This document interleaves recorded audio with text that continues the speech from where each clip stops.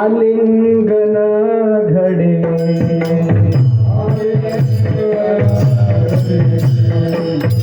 आलिंगन घडे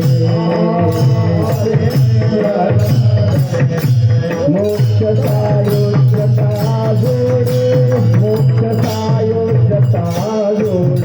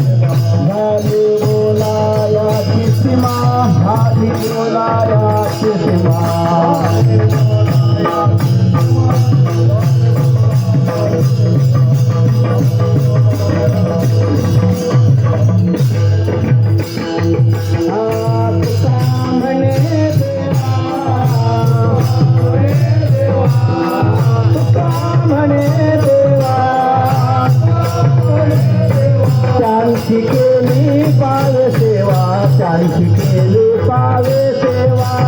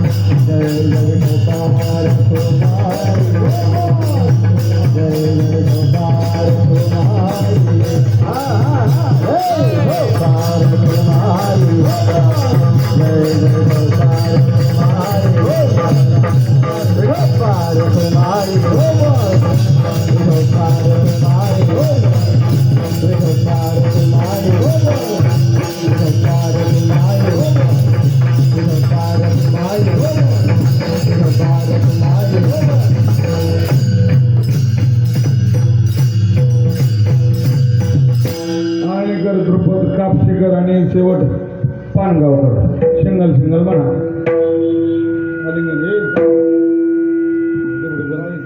बोला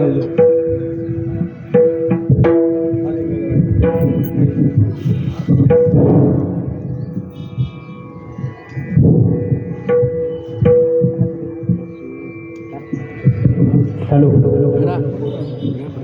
आलिंगना घरे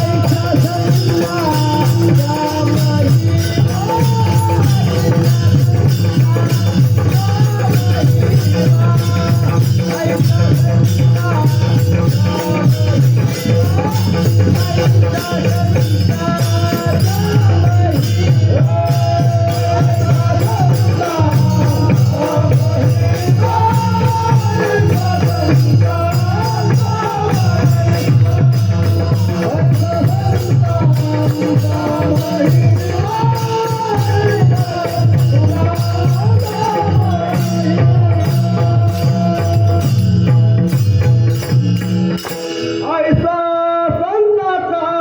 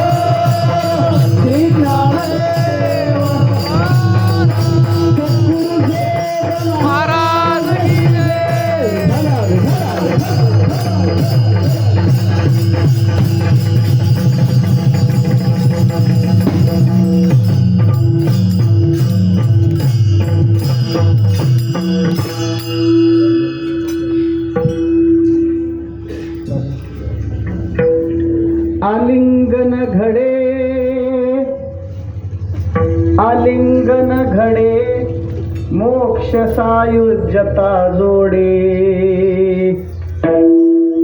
ऐसा संतांचा महिमा झाली बोलायाची सीमा. करणा कमी ठेवा.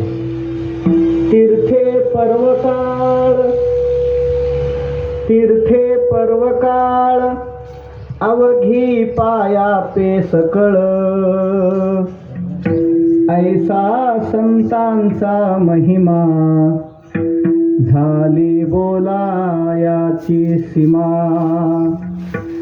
तुका म्हणे देवा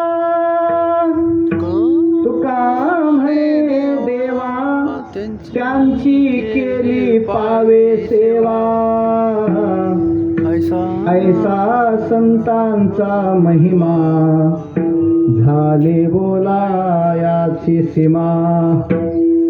योऽन्तः प्रविश्य मम वाचमिमां प्रसुप्तां सञ्जीवयत्यखिल शक्तिधरस्वधाम्ना अन्यांश्च हस्तचरणश्रवणत्वगादीन् प्राणान्नमो भगवते पुरुषाय तुभ्यं. पांडुरंगाकरू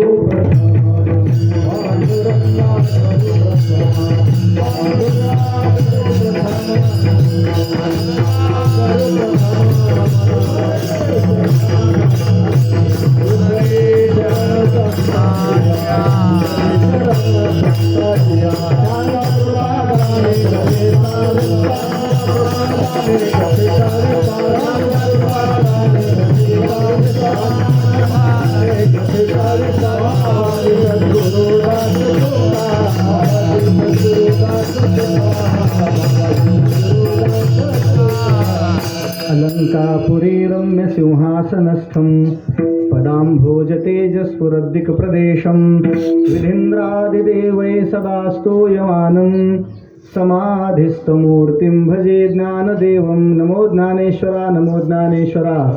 निवृत्ते उदारा सोपानदेवा मुक्ताबाई नमो त्रिभुवन पावनी आद्यत्रय जननी देवाची हे नमो सद्गुरुत्रया ज्ञानदीपा. नमो सद्गुरु सच्चिदानंद रूपा. नमो सद्गुरु भक्त कल्याणमूर्ती. नमो सद्गुरु भास्करा पूर्ण कीर्ती. श्री संताचे या माता चरणावरी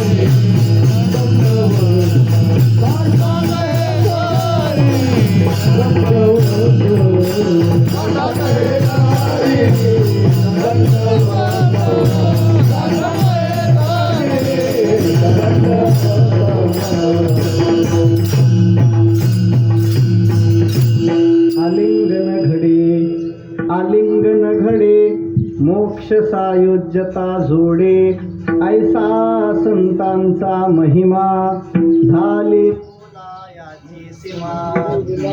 कैवल्य साम्राज्य चक्रवर्ती विश्वमाऊली भगवान श्री ज्ञानोबा राय अखिल विश्वाचे परमार्थ प्राण वैराग्य शिरोमणी ज्ञानेश्वरी जगद्गुरु श्री तुकोबा राय स्वानंद सुखनिवासी गुरुनाम गुरु सद्गुरु श्री जोग महाराज, वैकुंठवासी प्रातस्मरणे गुरुनाम गुरु सद्गुरु श्री रामकृष्ण भाऊ येडशीकर महाराज, श्रद्धेय गुरुवर्य श्री भगवान भाऊ येडशीकर महाराज आदी करून सर्व संतांच्या चरणी साष्टांग नमन करून उपस्थित सर्व श्रोते सज्जनांच्या चरणारविंदी भक्तिभावाने वंदन करतो.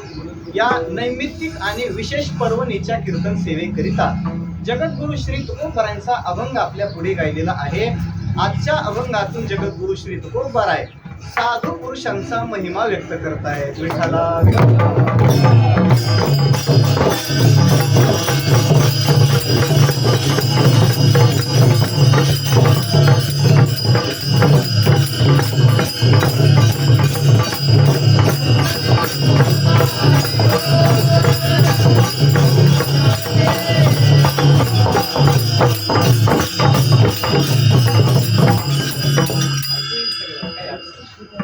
जगद्गुरु श्री तुकोबारायांचा अभंग सेवेकरिता निवडलेला आहे. त्याचं औचित्य मोठं पावन अशा प्रकारचं आहे.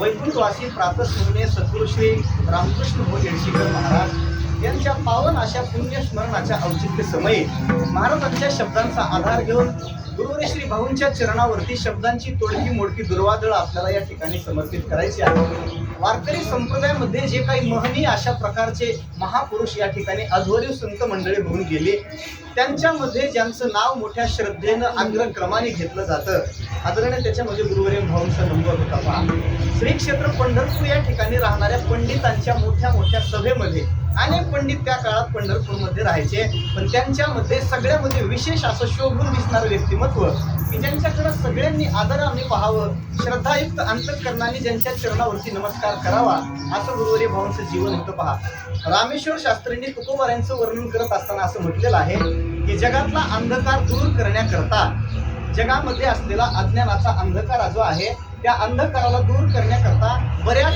संतांचे छोटे छोटे नक्षत्र या अनुभव मंडळामध्ये निर्माण झाले. पहा, छोटे छोटे ग्रह निर्माण झाले की त्या ग्रहाच्या माध्यमातून या जगातला अज्ञानाचा अंधकार दूर व्हावा. पण खऱ्या अर्थानं जगातला अज्ञानाचा अंधकार दूर झाला तो जगद्गुरु तुकोबारायांमुळे. तसं वारकरी संप्रदायाची पताका हा वारकरी संप्रदायाच्या तत्वज्ञानाचा प्रवाह घराघरापर्यंत पोहोचवण्याकरता सर्वच साधू संतांनी आपापल्या परीने प्रयत्न केले, पण विशेष रूपाने ज्यांनी आपल्याकडे ती भगीरथाची गंगा आपल्याकडे आणले त्याच्यामध्ये गुरुवर्य भाऊंचा क्रमांक आहे. विठ्ठला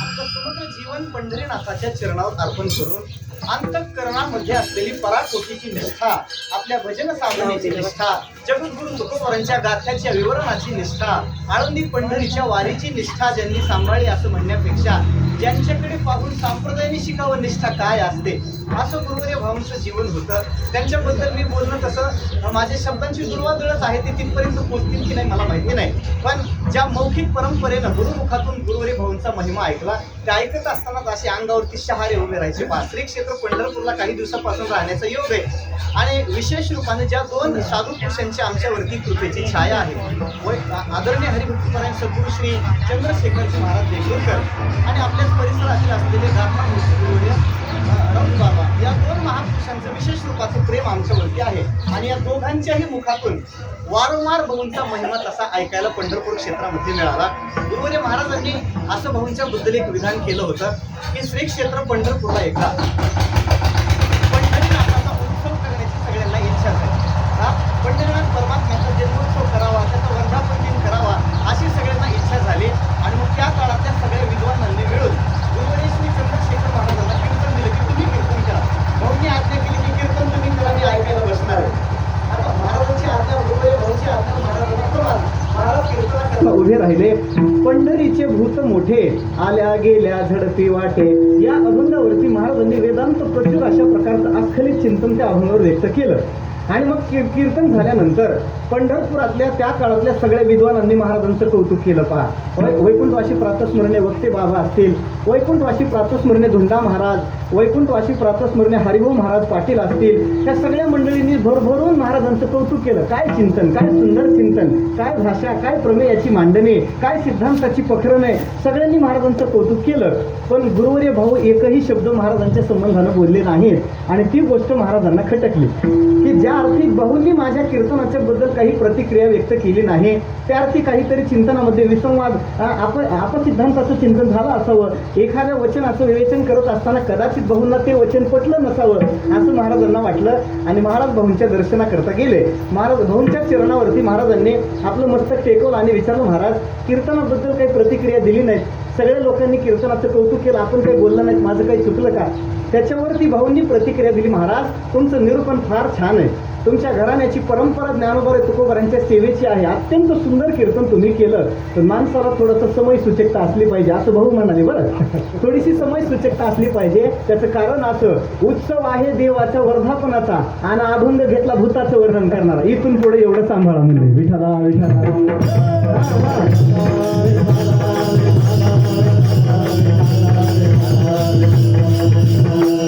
वारकरी संप्रदाय ज्यांच्याकडे आज वेदांत चुडामणी म्हणून पाहतो, सरस्वती वरदपुत्र म्हणून आज ज्यांची संप्रदायामध्ये प्रसिद्धी आहे, अशाही महापुरुषांना ज्यांचं मार्गदर्शन होतं ते आदरणीय भाऊ होते पहा. वैकुंठवासी प्रातस्मरणीय पंडित प्राण भगवान शास्त्री धारुरकर महाराज यांच्याकडे भाऊंचं ज्यावेळेस अध्ययन झालं त्यावेळेस धारुरकर शास्त्रींना गाथा सांगायचं विशेष प्रेम होतं पहा. आणि गाथ्यातल्या पहिल्या 100 अभंगाचं चिंतन गुरुवर्य भाऊंनी धारुरकर शास्त्री महाराजांच्या मुखातून ऐकलं होतं. 100 अभंगाचं जे पहिले 100 अभंग आहेत, धारुरकर शास्त्रींनी विशेष रूपाने ही सगळी महनीय मंडळी, त्यांचा शिष्य परिवार कोण होता जरा नाव ऐका. वैकुंठवासी प्रातस्मरणीय गुरुवर्य भाऊ, वैकुंठवासी प्रातस्मरणीय शंकर महाराज कंधारकर, वैकुंठवासी प्रातस्मरणीय एकनाथ महाराज देगलूरकर, वैकुंठवासी प्रातस्मरणीय धुंडा महाराज देगलूरकर, हे सगळे धारुरकर शास्त्री महाराजांचे शिष्य होते. विठ्ठला विठ्ठला.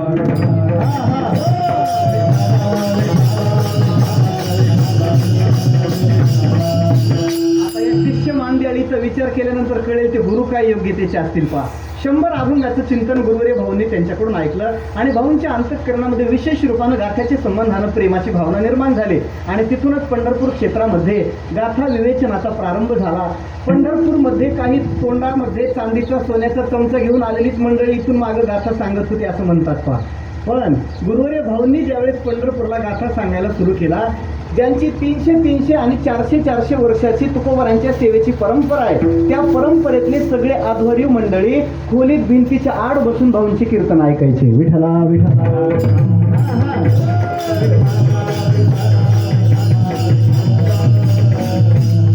अडचण आहे. अगोदर त्यांनी आपला चौकदार गुरुवर्य भाऊंकडे पाठवायचा, त्या चौकदारांच्या हातामध्ये एक चिठ्ठी द्यायची, त्याच्यावर अभंग लिहायचं आणि सांगायचं, महाराज कृपया वाळवंटामध्ये या अभंगावर तुम्ही विवेचन करावं अशी आमची इच्छा आहे. एकदा तुमच्या मुखातून अभंग ऐकला की मग सांगायला बरं पडतं. पण ते समोर येऊन तसं मान्य करणं अवघड जातं का? पुन्हा शिष्यांच्या अंतःकरणात आपल्या प्रतिमेचा विचार करावा लागतो की हो. म्हणून असं एकांतामध्ये आणि मग ते भाऊंनी अभंग बघायचा, त्याच्यावरती गुरुवर्य भाऊंनी कीर्तन करायचं आणि त्यांनी केलेलं कीर्तन श्रवण करून त्यांनी त्यांच्या फळावर जाऊन करायचा असा प्रघात होता. एवढा मोठा अधिकार, साधू पुरुषांचा अधिकार आपण जर बघायला गेलो, एक काकणभर त्यांचा अधिकार देवापेक्षा जास्त असतो पहा. विठ्ठला विठ्ठला.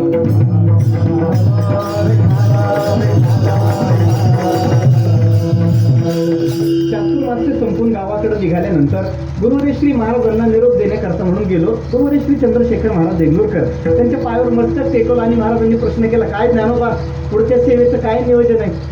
मी पहिलं सांगितलं, महाराज इथून गेलं की अष्टमीची सेवा असते भाऊंची. इतके प्रसन्न झाले, महाराजांचा चेहरा असा प्रफुल्लित झाला. महाराजांनी एक वाक्य उच्चारलं, एकच शब्द, 2 शब्दामध्ये महाराज असं म्हणाले की साधू पुरुषांची सेवा भाग्याने घडत असते, साधू पुरुषांची सेवा भाग्यरूप असते आणि साधू पुरुषांची सेवा भाग्योदय घडवते. विठ्ठला विठ्ठला.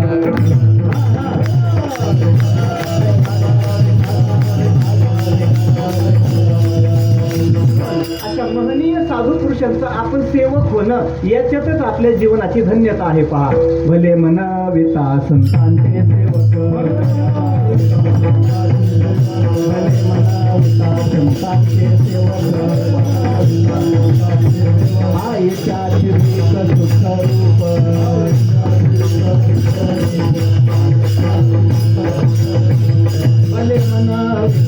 संतांचे सेवक भले म्हणाविता संतांचे सेवक आयत्याचे भीक सुख रूप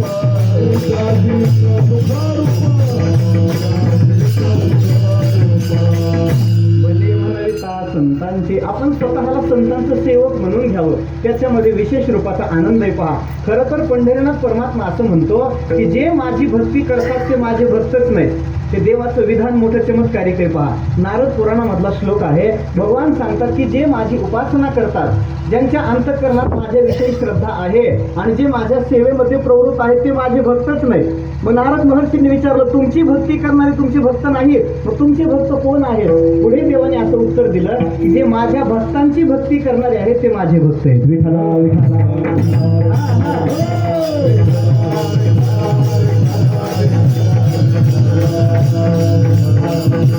नमे भक्त जना पार्थ ये मे भक्तांश ते जनः ये मद्भक्तानां तु ये भक्ता ते मे भक्त तमोमतः. जे माझ्या भक्तांची भक्ती करणारे भक्त आहेत त्यांच्या अंतःकरणात त्यांच्याविषयी देवाला सुद्धा विशेष रूपाचं प्रेम आहे. म्हणून आपल्याला जर पंढरीनाथ परमात्म्याची प्रसन्नता मिळवायची असेल, अशा साधू पुरुषांच्या सेवेमध्ये आपली प्रवृत्ती होणं गरजेचं आहे. आणि जर ती सेवा आपण साधू पुरुषांची केली नाही, आपण केलेला परमार्थ म्हणजे देवाच्या डोक्यावर ओझ देणे. पहा, अवघा भार वाटे देवा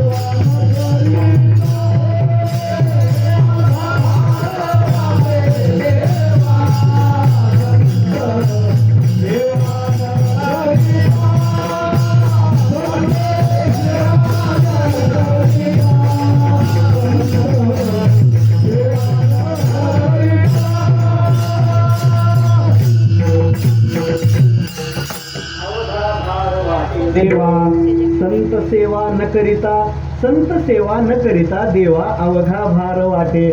साधू पुरुषांची सेवा आपण केली नाही तर देवाला त्या सेवेचं ओझं होतं. पहा, खरं तर हा विषय मी कीर्तनाच्या शेवटी बोलणार होतो, पण राहावलं नाही. पहा, इथं उभारल्यानंतर धरीत आहे परी आवर आहे ना असं काम झालं. अगोदर असा विचार केला होता अभंगाचा विचार करू आणि विठोबाई रुक्माई भजन झाल्यानंतर थोडंसं भाऊंच्या संबंधानं बोलू. पण काय आहे, एक ज्योतिषशास्त्रात असा नियम आहे, यद विवाह हातत गीत गायनम असं एक सूत्र आहे. पहा, म्हणजे ज्याचं लग्न आहे त्यांचं अगोदर गाणं गायलं पाहिजे असं त्यांचं म्हणणं आहे. ज्यांच्या संबंधानं आपण कार्यक्रम करतो आहोत त्यांच्या संबंधानं बोलायचा अगोदर माणसाचा प्रयत्न असला पाहिजे. आणि मग त्यांच्या संबंधाने बोललं की ते पुढं बोलायचं जे आपल्याला लागणारं सगळ्या प्रकारचं बळ आहे त्या बोलण्याच्या पुण्याईतून निर्माण होतं. विठ्ठला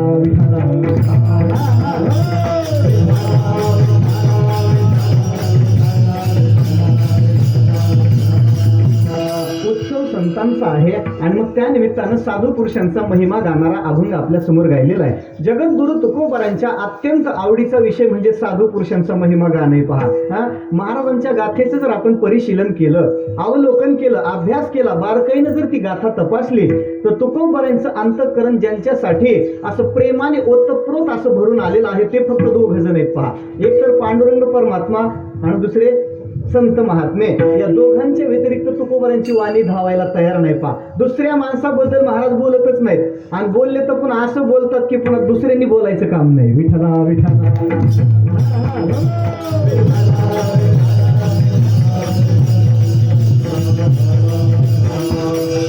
भगवान श्री ज्ञानोबारांनी सुद्धा ज्ञानेश्वरीमध्ये जिथे कुठे संतांचं वर्णन करण्याचा प्रसंग येईल की नाही तिथं तोंड भरून ज्ञानोबारांनी संतांचं वर्णन केलं. पहा, एकदा ज्ञानोबारांनी संतांविषयी बोलायला लागले की त्यांना मूळ विषयाचं सुद्धा विस्मरण होत होतं. ज्ञानोबरांसारख्या त्रिकालदर्शी महात्म्याला सुद्धा आपला काय विषय चालला याची भुरळ पडावी आणि साधू पुरुषांच्या त्या वर्णनामध्ये ज्ञानोबराय प्रवाहित होत जावे. का? संतांचं वर्णन आहेच तसं महाराज. म्हणून कधी कधी निवृत्तीनाथ महाराजांनी असं मध्ये थांबवायचं, ज्ञानोबा बस झालं आमचं वर्णन ऐकण्यामध्ये आम्हाला स्वारस्य नाही. जरी तुम्ही गोड बोलत असला पण तुम्ही विषयांतर करून बोलायला लागलात ना, मूळ विषयावर बोला, श्लोकावरती बोला. आम्हाला माहित आहे तुम्हाला संतांचं स्तवन करण्याची सवय आहे. तू संत स्तवनी रतसी तरी कथेची सेन करीसी, हा निराळी बोल दे कशी सनागर. निवृत्तीनाथ महाराज सांगतात की तुम्ही विषयांतर करून बोलता पण गोड बोलता. याचा अर्थ असा झाला, ज्ञानोबराय विषयाला सोडून बोलले तरी ते गोड असतं, आपण विषयाला धरून बोललो तरी ते गोड होत नाही. विठ्ठला विठ्ठला.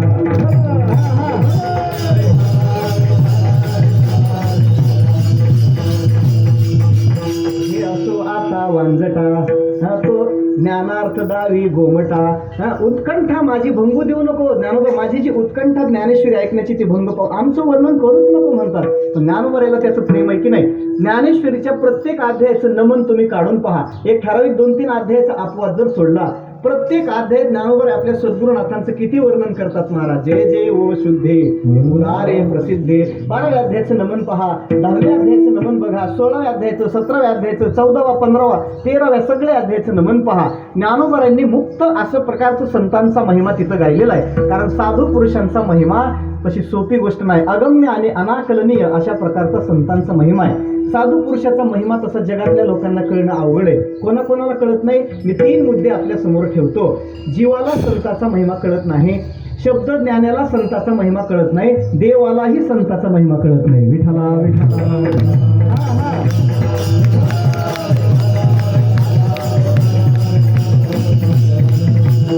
तिघाला महिमा कळत नाही. पहा, जीवाला कळत नाही, शब्द ज्ञानाला कळत नाही आणि स्वतः देवाला सुद्धा कळत नाही. का कळत नाही त्याची कारणं सांगतो. जीवाला साधू पुरुषाचा महिमा न कळण्याचं कारण आहे जीवाच्या ठिकाणी असलेलं अज्ञान. अज्ञानामुळे जीवाला संतांचा महिमा कळत नाही. आपल्याला काहीच कळत नाही, त्याच्यात संतांचा महिमा एक कळत नाही, अज्ञानात भर पडली. विठ्ठला विठ्ठला.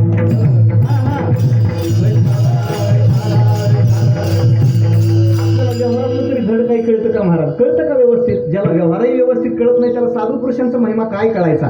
साधू पुरुषांचा महिमा कळण्यामध्ये जीवाला त्याच्या अंतःकरणामध्ये असलेला अविद्या नावाचा प्रतिबंध तो महिमा जाणवू देत नाही. पहा, अज्ञानामुळे जीवाला महिमा कळत नाही. पुढे चला.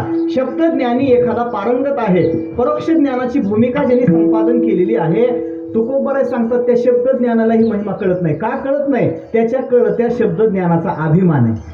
जीवाकडे आहे अज्ञान म्हणून कळत नाही आणि शब्द ज्ञानाकडे आहे अभिमान म्हणून कळत नाही. म्हणून तर तुकोबरायांनी सांगितलं की साधू पुरुषांचा महिमा अगम्य आहे, शाब्दिकाला तो समजणार नाही. संतांचा महिमा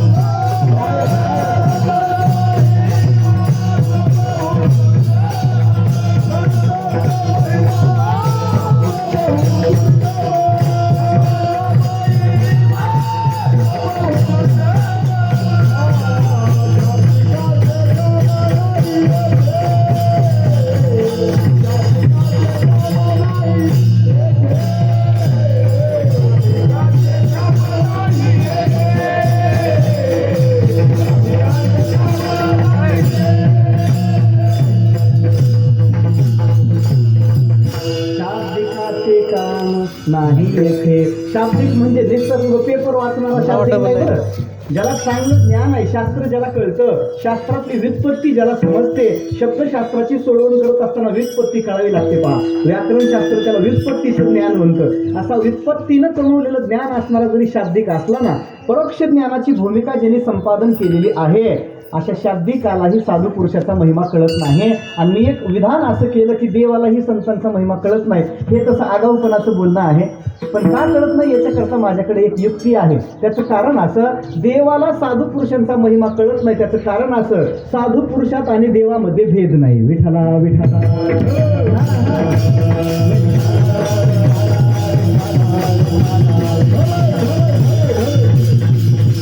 भगवंत आणि संत महात्मे यांच्यामध्ये अभेद असल्यामुळं आपलंच आपल्याला कळतं का महाराज? आपलाच डोळा आहे, सगळ्या जगाला पाहतो, पण आपला डोळा आपल्याला पाहतो काय? पाहता येत नाही ना. देवाच्या संतांमध्ये आणि देवामध्ये अभेद असल्यामुळं देवालाही साधू पुरुषांचा महिमा कळत नाही.